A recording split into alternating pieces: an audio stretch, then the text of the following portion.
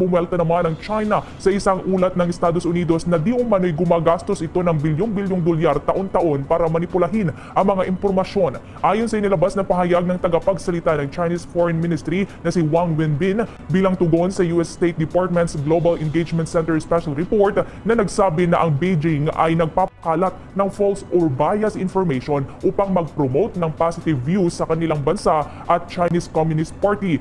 Ani Wang, mismong ang ulat ng US Department of State ang disinformation dahil sa maling pagpapakalat nito ng impormasyon. Sa katunayan, anya ang Estados Unidos ang nag-imbento ng pag-armas sa global information space. Inihayag rin ni Wang na ang US State Department ay bahagi ng propaganda at infiltration sa ngalan ng global engagement at source din daw ito ng disinformation at command center ng perception warfare. Kung matatandaan na sa report nga ng Amerika, sinabi nito na pinipigilan ng China ang impormasyon na sumasalungat sa kanilang mga salaysay sa mga issue, kabilang na dyan ang Taiwan, mga gawain nito ukol sa karapatang pantao, West Philippine Sea, domestic economy ng China at international economic engagement nito.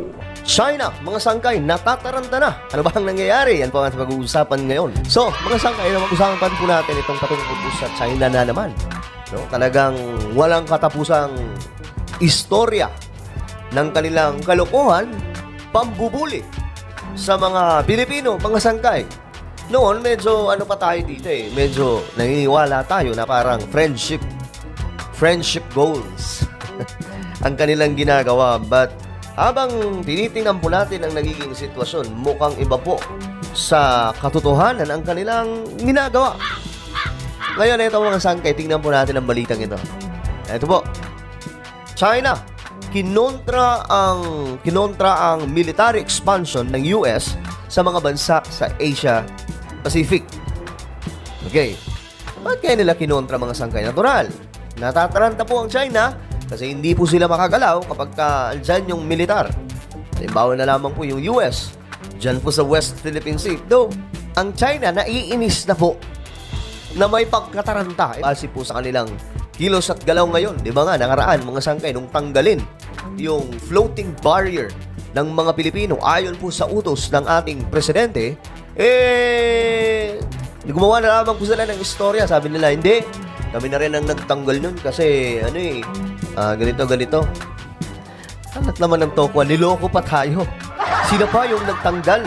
May mga ebidensya na nga, Pilipino yung nagtanggal. Sila, depensa na lang nila yun kasi nagbuka silang katawa-tawa sa buong mundo. Piroin mo kayo, naglagay ng floating barrier tapos hindi yun napanindigan kasi pinalagan sila ng Pilipinas. Aba, good job po sa ating Philippine Coast Guard. Ngayon ito na ang China kinontra. Ito na po natin. Binatikos ng China ang Estados Unidos sa tuloy-tuloy na pagpapalaganap ng kanilang alyansa militar sa mga bansa sa Asia-Pacific region. Ayan na. Naiinis at hindi na po nagugustuhan ng China ang ginagawa ng Amerika. Strategy din po kasi yan, di ba? Alam po natin na ang Amerika ay talagang, gusto po nila maungusan ng China kasi nasa momentum ang China ngayon. Pagdating po sa paglago ng ekonomiya at globally, mga sangkay, marami po malaki po ang expansion ngayon ng China. While ang Amerika bumabagsak, yun po ang reality. Pero hindi po tayo. Hindi naman po yan ang istorya natin ngayon, mga sangkay, at hindi po tayo pro-China, hindi tayo pro-Amerika. Pro-Philippines po tayo. So, mayroong sigalot talaga ang dalawang to na kailangan maintindihan na though tumutulong yung US military, US government dito po sa Asia, especially sa Pilipinas, hindi po nangangahulugan nun na pure na ang kanilang intention. Ang Amerika ay Amerika, mga sangkay. We know kung pag pumasok sila sa isang bansa, kapag mayroon po silang pakita na tumutulong, mayroon po yung personal agenda. Ang importante dito, hindi po gumalaw ang Amerika sa isang galaw na patungo na po sa digmaang pandaigdigan. Diba? Yun naman po talagang iniiwasan ng Pilipinas. Kabilang dyan ang karagdagang EDCA sites sa Pilipinas. Mariing tinutulan ng China ang hakbang ng Estados Unidos kaugnay sa pagpapalakas ng alyansang militar sa mga bansa sa Asia-Pasipiko. Sa isang press briefing, sinabi ni Chinese Foreign Minister Wang Yi na kontra ang China sa military expansion at panghihimasok sa security space ng ibang bansa. Settle disagreements and disputes through dialogue and consultation. Take each other's legitimate security concerns seriously and oppose arbitrarily expanding military alliance and squeezing other countries' security space. Partikular na tinutulan noon ng China ang pagkatayo ng Amerika ng military bases sa ilang lugar sa Pilipinas na malapit sa Taiwan. Napautak din pala talaga ang US. Biruin mo, kalaban nila yung China pero parang gusto nila mangyari, hindi mangyari ang digmaan sa lugar mismo ng Amerika. Mangyari ang digmaan sa Taiwan, sa Pilipinas. Kumbaga, dinala po nila sa malayo. At alam po natin na ang negosyo ng Amerika ay armas. Kung sakaling magkakaroon ng malakihang digmaan, ang US lamang po ang makikinabang. Kasi nga po, yun yung negosyo nila, mga armas. Bibili sa kanila yung mga bansa, magpapagawa ng mga armas. Magsusupply sila ng mga armas. So, kikita po sila. Walang China. Kapag nangyari po yung digmaan, wala pong balik yan sa kanila. Yes, of course, malakas po yung kanilang mga pandigma. Pero hindi naman po yun nangangahulugan na sila na po ang pinakamalakas. Remember, ang US, hindi po yan pititsugin. Meron po yan silang, Amerika nga po ang may pinaka-sikreto na mga kalokohan, lalong-lalo na po pagdating sa advance na mga kagamitang pandigma. Hindi po nila yan pinapakita, mga sangkay. Siyempre, malaking sikreto nila yan. So, delikado ang China dito. So, I know naman, mga sangkay, ng China, alam din po nila yan. Pero una nang idiniit ang pamahalaan na layo lamang ng karagdagang EDCA sites na patatagin ang territorial integrity ng bansa. Samantala, isa sa mga itinanong kay Wang ay kung personal na pupunta si Chinese President Xi Jinping sa San Francisco, USA, kung saan gaganapin ang APEC Summit sa Nobyembre. We are in communications with relevant parties and we will make announcements in due time. As the largest developing country in the world and Grabe, no? Largest developing country. Totoo po yun. Yung China, yan po talaga yung status nila.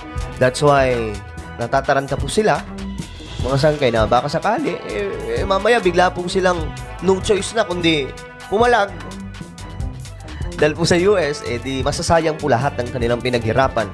Kasi isa po sila sa bansa na may napakahalagang estado ngayon o ginagawa sa pandaigdigan. No? So, yun po. Wala ginagawa rin po kasi talaga ng China. Mambuli. Aba, ang Pilipinas, hindi naman po magpapabuli yan. Kung kailangan utakan ng Pilipinas ang parehong bansa, China at Amerika, para lamang gumagamit para sa kapakanan ng mga Pilipino, kailangan niyang gawin nyo. Diba? Kung ngayon nga, mga sangkay, sinasabi ng presidente natin, kaibigan natin ng China, kaibigan din natin ng Amerika. So, nakakalito, mga sangkay, pero bumabanat po siya sa Amerika, sa China. Minsan din, nagpaparinig sa Amerika, mga sangkay. And, I think, ginagamit po talaga niya dito yung taktika na kung saan, both itong magkaaway, pwede niyang gamitin para yung Pilipinas, masecure po natin yung safety. Hindi ko alam kung paano, mga sangkay, pero nakikita naman po natin, kaibigan ng China, pero yung US, nagkaroon po ng EDCA sites dito sa Pilipinas at tumutulong yung US pagdating po sa West Philippine Sea. Na though mayroon pong layunin talaga ang Amerika, pero ginagamit po yun ng ating gobyerno para sa proteksyon ng ating bansa. Lalong-lalo na pagdating sa usapin ng ating soberanya. an important member of APEC. China stands ready to, as the world would expect,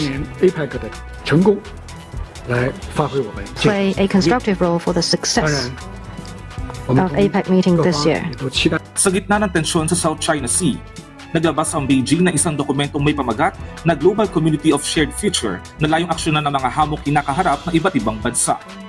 Mark Fetalco. Yan na. Well, tingnan po natin kung ano po ang magiging magiging akbang. Kasi, alam nyo, pagdating po sa geopolitics, mga sangkay, malalim po ito Halos hindi ko nga tumakuha, mga sangkay, kung ano po yung kanilang mga strategiya, paano po nila hinahandle sa international ang kanilang mga bansa. No, I hope na masusundan nyo, mga sangkay, itong ginagawa ng China at US. Ang China ngayon, medyo natataranta po sila ng bahagya dahil sa ginagawa ng Amerika dito sa Asia Pacific region.